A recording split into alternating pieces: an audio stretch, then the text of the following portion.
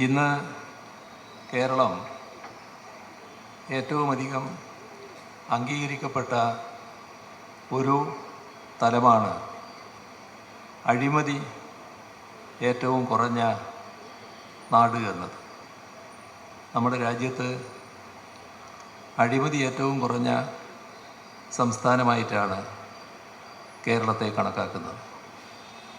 എന്നാൽ എന്തായിരുന്നു നമ്മുടെ നാടിൻ്റെ അവസ്ഥ? ഞാൻ ഓർക്കുന്നത്, നിങ്ങൾ കേരള NGO യൂണിയൻ ദശാബ്ദങ്ങൾക്ക് മുൻപ് ഇവിടെ നടത്തിയ ഒരു ക്യാമ്പയിൻ ഉണ്ടായിരുന്നു. സംസ്ഥാനത്താകെ നടത്തിയ ക്യാമ്പയിൻ സിവിൽ സർവീസിൻ്റെ ഭാഗമായി നിലകൊള്ളുന്ന ജനങ്ങളോട് പ്രതിബദ്ധതയുള്ള ഒരു സംഘടന എന്ന നിലക്ക് നിങ്ങളന്ന് ഉയർത്തിയ മുദ്രാവാക്യം ആ ക്യാമ്പയിനിൽ അഴിമതിരഹിത സിവിൽ സർവീസ് എന്നായിരുന്നു. അഴിമതി മുക്തമായ സിവിൽ സർവീസിന് വേണ്ടിയുള്ള പ്രചരണം ആ ഘട്ടത്തിൽ ഒരു സംഘടന എന്ന നിലക്ക് നിങ്ങൾ ഏറ്റെടുത്തു. ആ കാലം കേരളത്തിൽ ഇതുപോലെ അഴിമതി ഏറ്റവും കുറഞ്ഞ നാട് എന്ന പേര് സമ്പാദിച്ച കാലമല്ല. നമ്മുടെ നാടിൻ്റെ ചരിത്രം എല്ലാവർക്കും അറിയാമല്ലോ. നിങ്ങൾക്ക് പ്രത്യേകിച്ചും അറിയാം. നമ്മുടെ നാട്ടിൽ ഒരു കാലമുണ്ടായിരുന്നു. ആ കാലത്ത് ചില പോസ്റ്റുകളിൽ ആളുകളെ നിയമിക്കുന്നതിന് ഏകദേശ ലേലം വിളികൾ തന്നെ ഉണ്ടായിരുന്നു. അതിൻ്റെ ഭാഗമായി നിശ്ചിത റേറ്റ് നിശ്ചയിച്ചിരുന്നു. അതിൽ കൂടുതൽ കൊടുക്കുന്നവർക്ക് ആ പോസ്റ്റ് കൊടുക്കുന്ന സ്ഥിതി ഉണ്ടായിരുന്നു.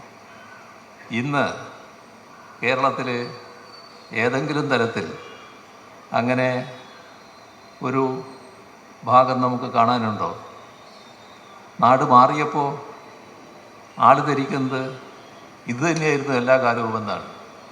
അപ്പോഴാണ് നിങ്ങളെപ്പോലുള്ളവർ പഴയ ഓർമ്മകൾ പങ്കുവെക്കേണ്ടത്.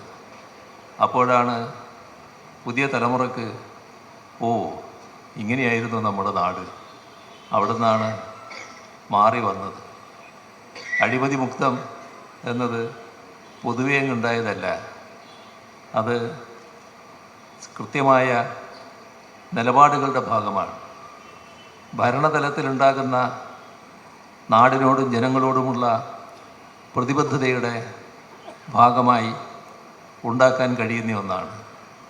അവിടെ ഏതെങ്കിലും തരത്തിലുള്ള ചില്ലറ നേട്ടം തങ്ങൾക്കുണ്ടാവട്ടെ, അതിൻ്റെ ഭാഗമായി ഏതെങ്കിലും തരത്തിൽ തങ്ങളുടെ സമ്പാദ്യം തെറ്റായ മാർഗത്തിലൂടെ വർദ്ധിപ്പിക്കുക, ആ നിലപാട് നമ്മുടെ കേരളത്തിൽ കഴിഞ്ഞ 10 വർഷമായി നിലനിൽക്കുന്നില്ല.